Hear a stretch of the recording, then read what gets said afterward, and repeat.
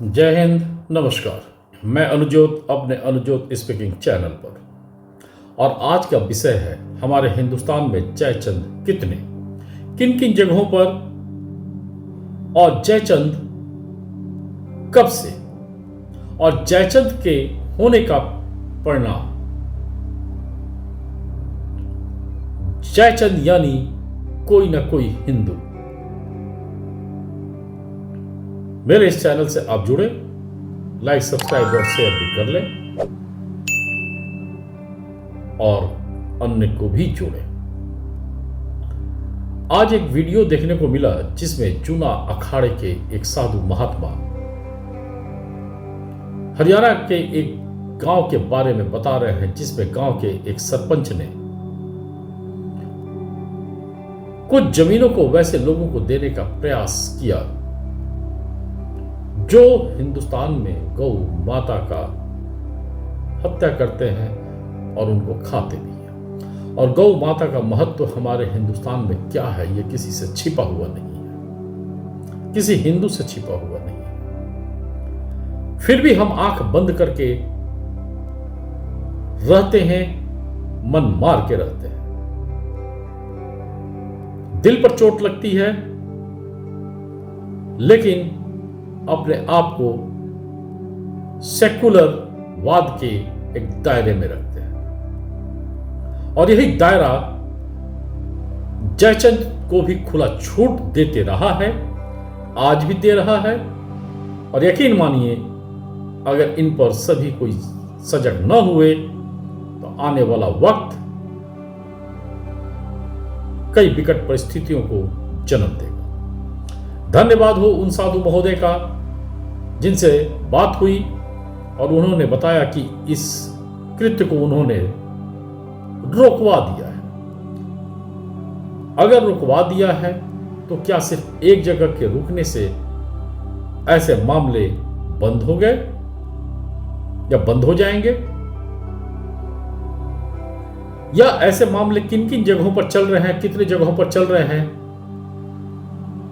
क्या यह भी सोचनीय विषय समस्त हिंदुस्तानियों का नहीं बनना चाहिए?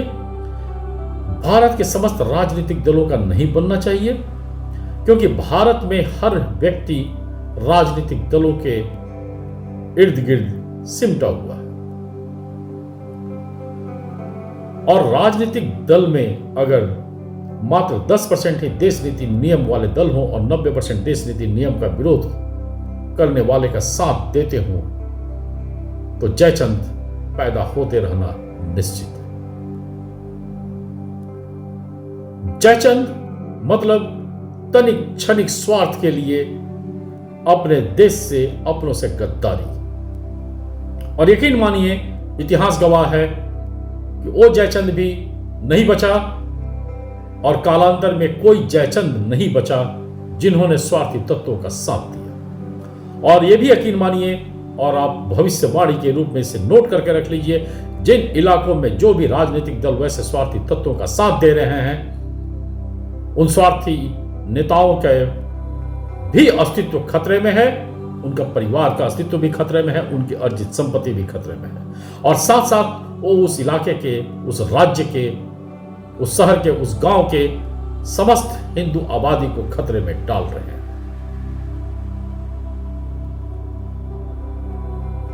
हिंदुओं को लिए भी एक महत्वपूर्ण सोचनीय विषय मैं देना चाहूंगा। आज जितनी भी आबादी बढ़ी है, उसके पीछे का कारण हिंदुओं के अंदर के जयचंद भी हैं, जिन्होंने अपने घरों को वैसे लोगों को बेच दिया जो धीरे धीरे उस एरिया में काबिज होते गए। और मजबूरी में कई लोग, अन्य लोगों को भी घर बेच के जाना पड़ा। और ये इस्लामिक जनसंख्या को बढ़ाने का सबसे बड़ा कारक बना हुआ है, घुसपैठ को अवैध शरण देने का कारक बना हुआ है। अगर मजबूती से आदमी उस इलाके में रहे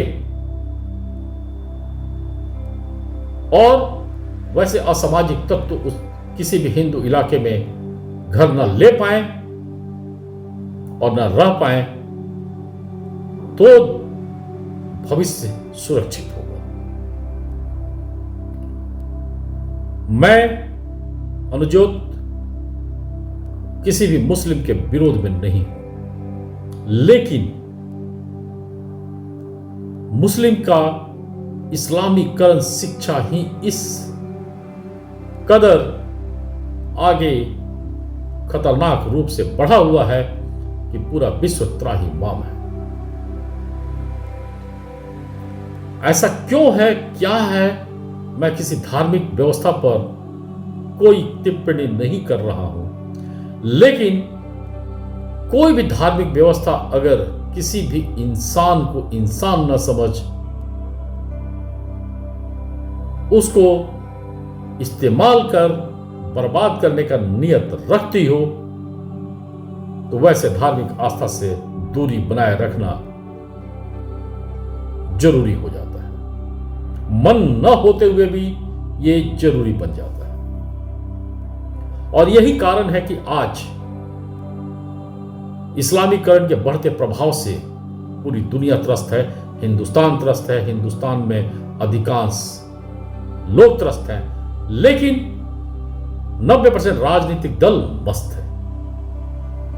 अतः सबसे पहला कर्तव्य हर हिंदुस्तानी का यह बनना चाहिए कि वैसे राजनीतिक दलों पर सबसे पहले लगाम लगाएं, क्योंकि वो राजनीतिक दल खुद भी नहीं बचने वाले हैं, उनके परिवार भी नहीं बचने वाले हैं, उनकी अर्जित संपत्ति भी नहीं बचने वाली है, लेकिन वो राजनीतिक दल किसी भी दूसरे जगह में अपने अकूत संपत्ति के कारण स्थापित हो सकते हैं, लेकिन उस इलाके की गरीब जनता, मध्यम वर्ग जनता, उद्योग चलाने वाले लोग पूर्णतः बर्बाद हो सकते हैं। और उन्हीं में से कोई जयचंद बन पूरी आबादी को बर्बाद करवा सकता है, पूरे व्यवस्था को बर्बाद करवा सकता है। हिंदुस्तान में वर्तमान के हिंदुस्तान, आजादी के बाद के हिंदुस्तान के कई इलाके इस बात का गवाह है। और 90% देश नीति नियम विरोधी राजनीतिक दल का क्रियाकलाप भी इसका गवाह है। अतः आप सभी से अनुरोध है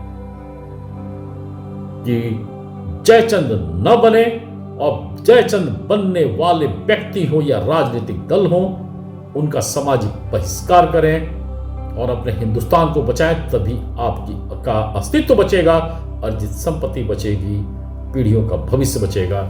जय हिंद, नमस्कार।